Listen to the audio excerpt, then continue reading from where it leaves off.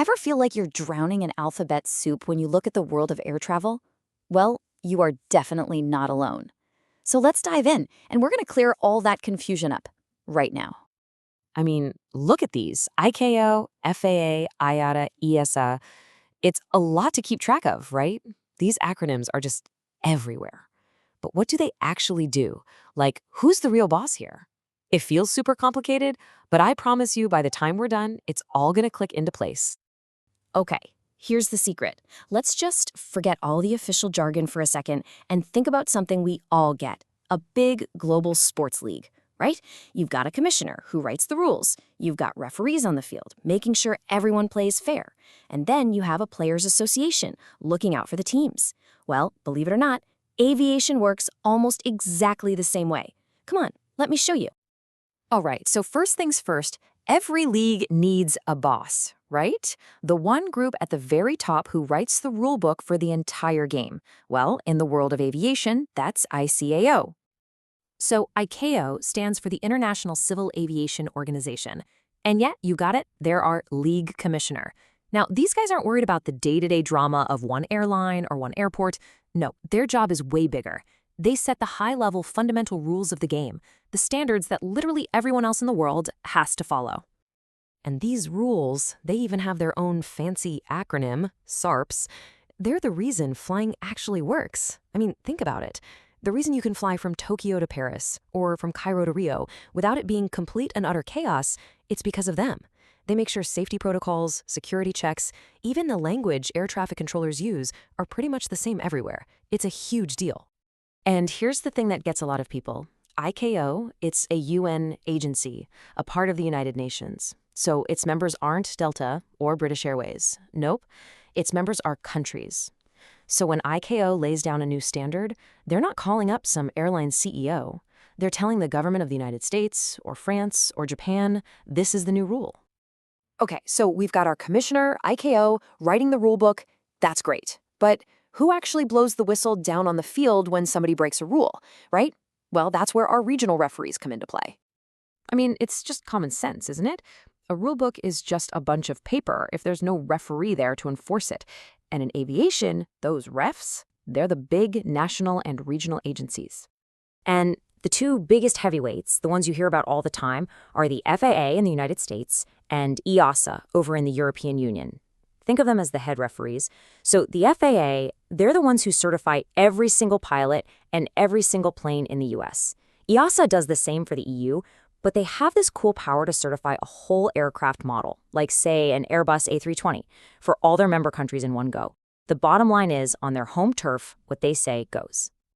So this is the really crucial part. This is how it all connects.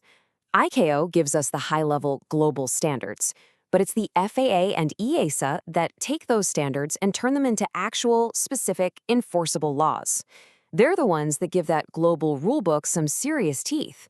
And trust me, there are real consequences if you break their rules.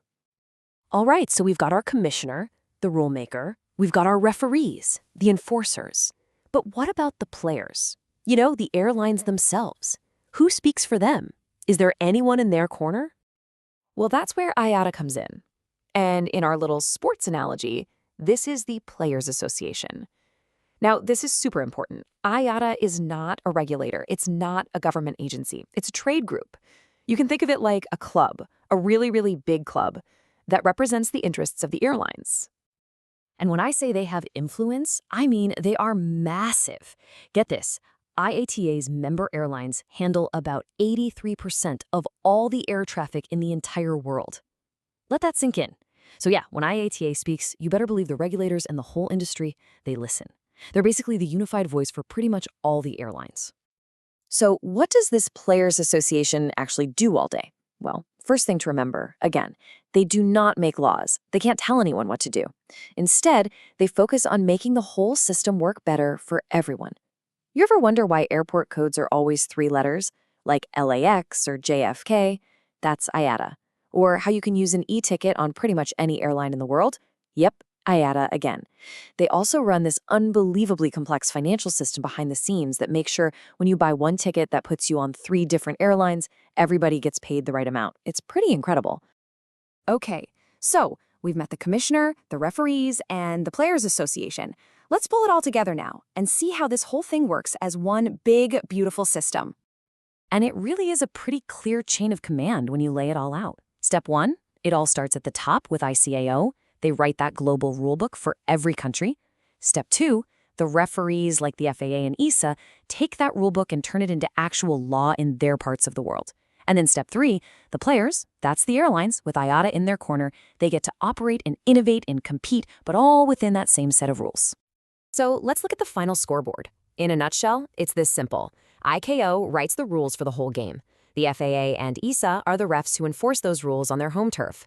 And IATA, they represent the players, the airlines, who have to play by those rules. That's it. That's the whole system that keeps millions of us flying safely all over the world every single year. So that leaves us with just one final question for you. Next time you're buckled in and you feel that plane start to accelerate down the runway, who are you really relying on the most? Is it the rulemaker who set the standards, the referee who enforces them, or the players who are actually flying the plane?